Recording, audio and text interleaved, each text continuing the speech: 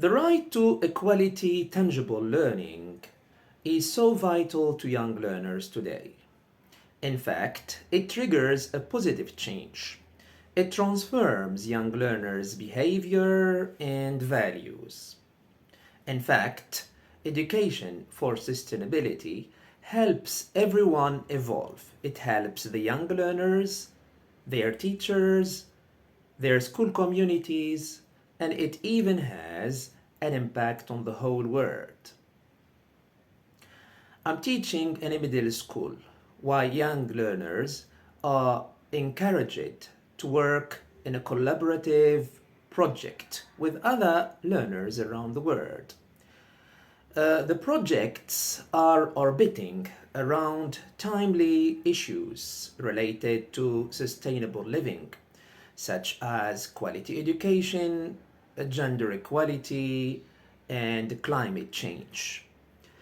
Young learners are global citizens, and they excel at this type of inclusive global learning. How do you engage with such issues in teaching for sustainability? The old traditional ways of teaching and learning are no longer effective, especially with a new type of young learners who are going chameleonic and going more global. They are digital learners and they want to be in touch with other learners around the world so that they deal with topics which are shared around the world. In fact, new approaches to teaching, such as project based learning and global collaboration, are imposing themselves. These approaches are helping young learners to be more practical and to get new skills and new values, such as having more agency, being more empathetic, being more collaborative. They want to communicate the issues with other learners around the world and to find solutions. This is really encouraging to teaching and to learning, and this will help both learners and teachers transform in a positive way. Example of works and activities related to sustainable education. Thanks to the effort of educational leaders and a number of stakeholders, our school, like many other schools around the world, has been engaged in collaborative international project related to sustainable living and especially to climate change. We have been involved in a number of international projects.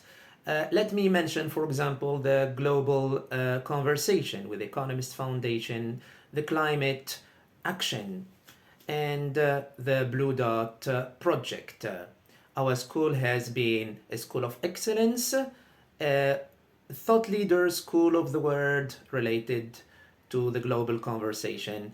And what is more important is what our learners gain it. So our learners, they gain lots of agency, lots of skills of communicating their ideas, and they made a real change at school by having, for example, a bio garden, and they learned many ways to recycle and to use less plastic. This is just an example, which means that teaching for sustainability has really changed compared to the old ways of teaching. Key challenges to implementing education for sustainability. Education for sustainability now is the responsibility of everyone. That's why we need more flexibility and freedom given to teachers when teaching. We need an updated and well-designed curriculum which responds to the need of implementing this type of education about sustainability.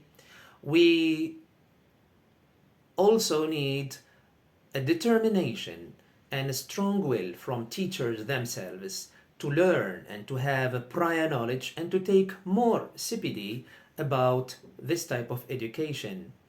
All of this in collaboration with decision makers and takers and with the stakeholders will lead to a better and more effective way in implementing education for sustainability, hopefully in the coming. Advice to educators who want to engage in education for sustainability. Teachers are the most important people in the world and they are the real agents of change. That's why my advice is that you should take initiative. You shouldn't wait until the curriculum changes. It's up to you to be the leader and to take your own initiative. Teachers should have an intrinsic motivation. They should get involved in collaborative, local and global projects and activities related to sustainable living, mainly to climate change, which is an urgent issue now.